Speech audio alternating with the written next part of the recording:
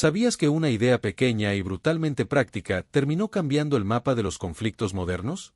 Hoy vamos a entrar en la historia y en la industria que crearon y multiplicaron el fusil más reconocible del planeta, el AK-47. Quédate. En esta primera parte te cuento los orígenes, la filosofía del diseño y cómo se organizan las plantas que lo producen, sin manuales ni instrucciones, solo contexto, personajes y consecuencias. Todo comienza con una apuesta por la sencillez. Mikhail Kalashnikov no buscó diseñar el fusil más refinado del mundo, quiso crear algo que funcionara en la vida real, en las peores manos, en el barro, en el calor, en la nieve. Esa idea, priorizar la funcionalidad sobre la sofisticación, define el ADN del arma. No fue una creación pensada para seducir a los puristas, sino para ser útil en el campo. Esa humildad técnica, llevada a la escala industrial, explica por qué el diseño básico sigue siendo reconocible décadas después, porque resolvió un problema práctico de forma directa y duradera. Lo que pocos imaginan es que detrás de esa simplicidad hay una cadena enorme de actores, ingenieros, trabajadores, proveedores de metales, carpinteros, operadores de máquinas, técnicos de control de calidad y logística. Cuando hablamos de producción a gran escala, no hablamos solo de hacer un arma, sino de coordinar suministros, plantas, rutas y requisitos administrativos. En algunos países, la producción histórica se integró a fábricas estatales, en otros a empresas privadas o talleres licenciados. El resultado, un objeto que nació como pieza de ingeniería y se convirtió en fenómeno geopolítico. Hablemos de la fábrica sin entrar en detalles inseguros. Imagina un complejo donde el material bruto llega en grandes partidas, se transforma en piezas con procesos de conformado y mecanizado, cada etapa especializada, y luego se ensamblan los conjuntos. No describiré cómo cortar, soldar o calibrar, en lugar de eso te doy la imagen, el ruido constante de la producción, las manos expertas que detectan una imperfección al primer toque, la disciplina de una línea donde la repetición busca la confiabilidad. Esto no es cine, es ingeniería práctica aplicada a un producto que tiene que operar bajo condiciones extremas. En esas plantas también hay una dualidad interesante, por un lado, la búsqueda de eficiencia en tiempos y costos, por otro, la obsesión por la fiabilidad. Eso crea tensiones. Hacer más barato puede significar menos control, hacer más confiable puede implicar más pruebas y rechazos. Ahí se define la cultura industrial, priorizar la robustez sobre la estética, aceptar una producción elevada pero con controles que no permitan que salgan al mercado piezas defectuosas. Y esa cultura explica por qué, pese a su sencillez, el fusil ganó reputación de seguir funcionando cuando todo falla. Pero la historia técnica no es suficiente para entender su impacto. El AK-47 no es solo un objeto, es un símbolo.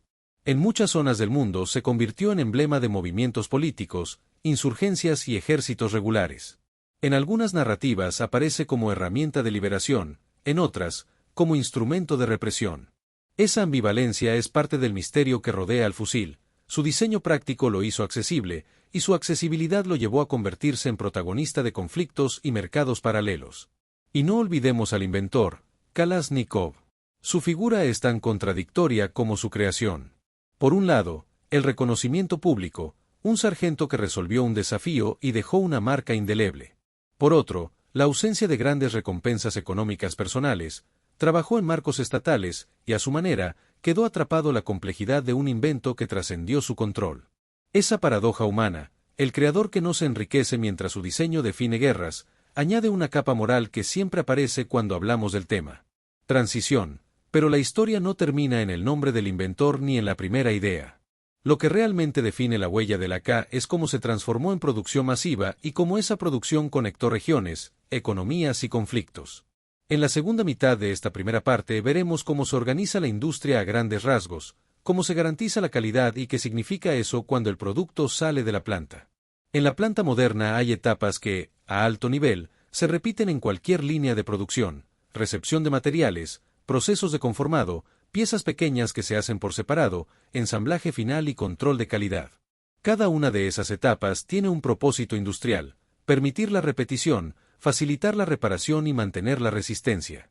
Lo que cambia entre fábricas son las tecnologías, las normas y los recursos humanos, pero el objetivo es siempre el mismo: producir unidades confiables en volumen. Una parte que suele pasar desapercibida es la de los acabados y adaptaciones. A lo largo de las décadas, el diseño básico se ha adaptado, se han incorporado sustitutos de madera por materiales sintéticos, mejoras en afinación de algunas piezas y adaptaciones para accesorios. No son revoluciones técnicas, son ajustes que responden a la disponibilidad de materiales y a demandas funcionales de los usuarios. Estas variaciones mantienen el espíritu del diseño original, pero muestran que incluso los proyectos más simples evolucionan con el tiempo. Y aquí un punto crítico: la disponibilidad y el control de calidad no eliminan el riesgo social. La misma facilidad para producir y mantener el arma facilita también su dispersión. En contextos donde los controles son laxos o la gobernanza es débil, copias, versiones y piezas de reemplazo pueden proliferar. Esa dispersión no es solo técnica, es un fenómeno que impacta economías locales, tácticas de conflicto y la vida cotidiana de comunidades enteras. Transición final de la parte 1. Hasta aquí tienes el contexto, la filosofía del diseño, la escala industrial y el significado humano detrás del fusil. En la segunda parte, la que viene ahora, nos adentraremos en cómo se prueban estas armas, en su distribución global y en las consecuencias sociales y políticas.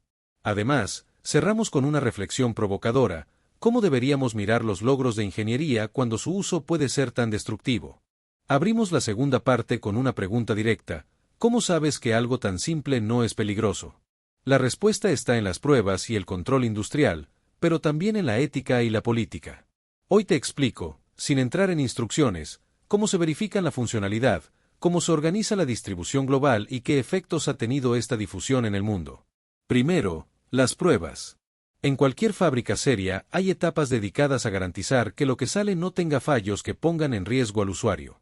Esas pruebas no son arcanas, son rutinas industriales, simulaciones, verificación de ciclos y comprobaciones de ajuste y funcionamiento.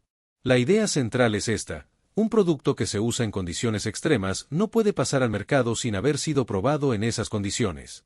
Esa mentalidad explica por qué, históricamente, muchos arsenales y fabricantes han puesto la fiabilidad por encima de otros atributos. Pero incluso con pruebas estrictas, la realidad es compleja. Un producto probado en fábrica puede comportarse distinto en manos inexpertas o en entornos distintos, y esa variabilidad explica muchas de las historias que escuchamos en zonas de conflicto. Hablemos ahora de la distribución. La vida de un fusil no termina en la fábrica, apenas comienza. Desde la planta, las rutas varían: exportaciones estatales, ventas a gobiernos aliados, transferencias a arsenales y, en casos más oscuros, rutas que terminan en mercados informales. Esa variedad de canales tiene efectos prácticos. Un arma fabricada por un estado puede acabar décadas después en una región distinta, bajo circunstancias muy diferentes a las previstas por sus creadores. Además, la proliferación de variantes, copias, versiones locales, complica cualquier esfuerzo por rastrear la procedencia o por ejercer control efectivo sobre su circulación. Y ahí aparece la dimensión humana y ética que no podemos evitar. La misma ingeniería que resuelve problemas logísticos y operativos también facilita violencia. En algunos lugares, la accesibilidad del fusil ha cambiado dinámicas locales, desde tácticas de grupos armados hasta formas de crimen organizado. En otros contextos, la presencia de estas armas en manos de civiles ha alimentado debates intensos sobre regulación, control y políticas de seguridad. No están solo los ingenieros o los militares en esta historia. Hay comunidades enteras que pagan costos humanos por decisiones de producción y distribución tomadas en otros sitios. Otro aspecto importante es el mercado informal. En zonas de conflicto, la demanda por armas es compleja y presionada por necesidades inmediatas. A veces las armas legales se desvían, otras veces aparecen versiones caseras o producciones locales que imitan el diseño. Eso crea una economía paralela que es difícil de supervisar. Los informes hablan de fluctuaciones en precios, de rutas inesperadas y de regiones donde una unidad puede cambiar de manos muchas veces a lo largo de un conflicto. Cuando vemos estas cifras, lo que realmente deberíamos observar es el efecto humano detrás de esos números: familias desplazadas, comunidades traumatizadas, economías alteradas. Ahora, hagamos una pausa para mirar la otra cara, la que habla de quienes trabajan en estas fábricas. No todo en esta historia es tragedia. En muchas regiones, la industria armamentística forma parte de economías locales, empleos, formación técnica y oficios que sustentan familias. Aquellos operarios que fabrican piezas, que montan conjuntos o que trabajan en logística tienen historias propias, profesiones que empiezan temprano, tradiciones industriales que se transmiten y, en algunos casos, solidaridad entre colegas. Esa realidad nos obliga a evitar una visión maniquea. El mismo proceso que arma conflictos también puede sostener empleos e infraestructuras tecnológicas en sociedades que cualquier otro sector podría envidiar. Pero volvamos a lo que hace única a la historia de la K, su capacidad de convertirse en símbolo. En banderas, en emblemas, en relatos nacionales y en iconografías de resistencia o control. El fenómeno se salta lo técnico y se vuelve cultural, el arma entra en canciones, en narrativas y en la memoria colectiva. Por eso, cuando analizamos su difusión, no podemos limitarnos a medir piezas, debemos analizar discursos, identidades y relatos que legitiman su uso o lo condenan. Y, claro, no pueden faltar las preguntas sobre regulación y responsabilidad. ¿Quién responde por la difusión? ¿Los fabricantes, los gobiernos que autorizan exportaciones, las entidades que venden piezas de repuesto? La respuesta honesta es que la cadena de responsabilidad es larga y llena de grises. Hay legislaciones que intentan controlar exportaciones, hay tratados internacionales que buscan limitar la proliferación, y hay esfuerzos locales por desmantelar rutas irregulares. Pero la eficacia de estos mecanismos depende de voluntad política, cooperación internacional y, a veces, de recursos que no siempre están disponibles. Mientras tanto, la realidad sobre el terreno sigue marcada por decisiones tomadas en otros niveles. Un tema menos hablado pero crucial es la memoria histórica, como sociedades enteras recuerdan y reinterpretan la presencia de este arma. Para algunos es símbolo de lucha, para otros, recuerdo de violencia. Esa memoria condiciona políticas, discursos y hasta la producción cultural, películas, libros y canciones que usan al fusil como elemento narrativo. Comprender esa memoria es entender por qué el arma no es solo un objeto técnico, sino parte de la psicología colectiva de regiones enteras. Transición hacia el cierre y la reflexión. Ya hemos recorrido la invención, la producción, las pruebas, la distribución y las consecuencias humanas. Es hora de preguntarnos qué hacemos con ese conocimiento. ¿Lo usamos para celebrar la ingeniería, para denunciar la violencia, para exigir mejores controles o para entender la complejidad humana detrás de cada decisión?